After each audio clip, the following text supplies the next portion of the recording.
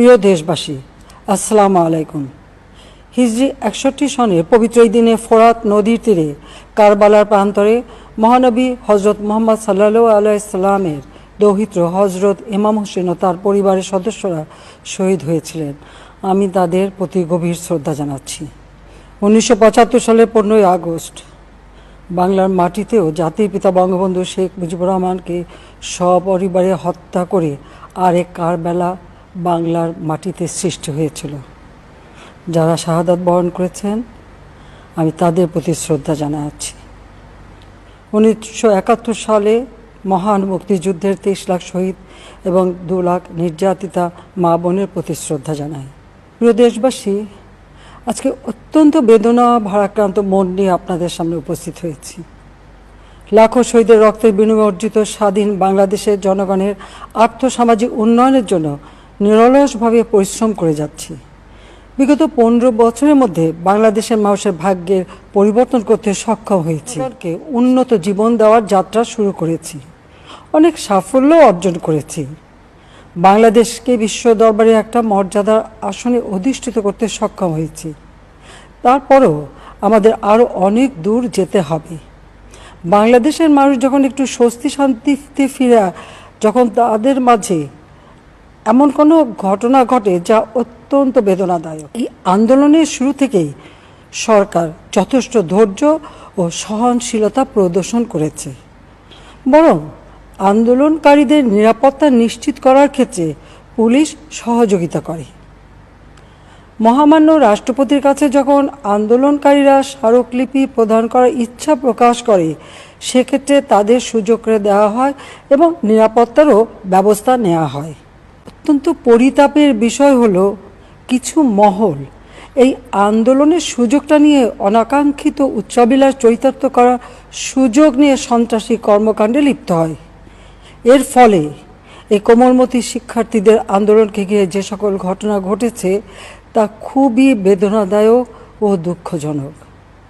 অহেতুক কতগুলি মূল্যবান জীবন ঝরে গেল। আপনজন হারাবার বেদনা যে কত কষ্টের তা আমার থেকে আর কে বেশি জানে। যারা মৃত্যুবরণ করেছে তাদের আত্মার মাগফিরাত কামনা করছি। পরিবারের সদস্যদের প্রতি গভীর সমবেদনা জানাচ্ছি। আমি প্রতিটি হত্যাকাণ্ডের নিন্দা জানাই। যে সকল ঘটনা ঘটেছে তা কখনোই কাম্য ছিল না। চট্টগ্রামে সন্ত্রাসীরা বহুতল ভবনের ছাদ থেকে ছাত্রদের হত্যার উদ্দেশ্যে নির্মমভাবে নিচে ছুঁড়ে ফেলে দিয়েছে। অনেক ছাত্রের হাত পায়ের রগ কেটে দেয়, তাদের উপর লাঠি পেটা ও ধারালো অস্ত্র দ্বারা আঘাত করে। একজন মৃত্যুবরণ করেছে, অনেকে মৃত্যুর সাথে পাঞ্জা লড়ছে। ঢাকা, রংপুর এবং রাজশাহী বিশ্ববিদ্যালয়ের উপাচার্যের বাসভবন ও ছাত্রছাত্রীদের আবাসিক হলে অগ্নিসংযোগ ও ভাঙচুর করা হয়। সাধারণ পথচারী, দোকানিদের আক্রমণ, এমনকি রোগীবাহী অ্যাম্বুলেন্স চলাচলে বাধা প্রদান করা হয়। মেয়েদের হলে ছাত্রীদের উপর আক্রমণ করা হয়েছে এবং লাঞ্ছিত করা হচ্ছে। আবাসিক হলে প্রবোজদের হুমকি দেওয়া হয় এবং আক্রমণ করা হয়েছে। শিক্ষকদের উপর চড়াও হয়ে তাদের গায়ে হাত তোলা হয়েছে। আমি বিশ্বাস করি, যারা কোটা সংস্কার আন্দোলনে জড়িত তাদের সাথে এই সকল সন্ত্রাসীদের কোনো সম্পর্ক নেই, বরং সন্ত্রাসীরা এদের মধ্যে ঢুকে সংঘাত ও নৈরাজ্যকর পরিস্থিতির সৃষ্টি করছে। এই ধরনের ঘটনার সঙ্গে যারা জড়িত তাদের চিহ্নিত করে উপযুক্ত শাস্তির ব্যবস্থা করা হবে। যারা হত্যাকাণ্ডের শিকার হয়েছে তাদের পরিবারের জন্য জীবন জীবিকা নির্বাহের ক্ষেত্রে যে সহযোগিতা দরকার তা আমি করব। আমি দ্ব্যর্থহীনভাবে ঘোষণা করছি, যারা হত্যাকাণ্ড, লুটপাট ও সন্ত্রাসী কর্মকাণ্ড চালিয়েছে, এরা যেই হোক না কেন, তারা যেন উপযুক্ত শাস্তি পায় সে ব্যবস্থা নেওয়া হবে।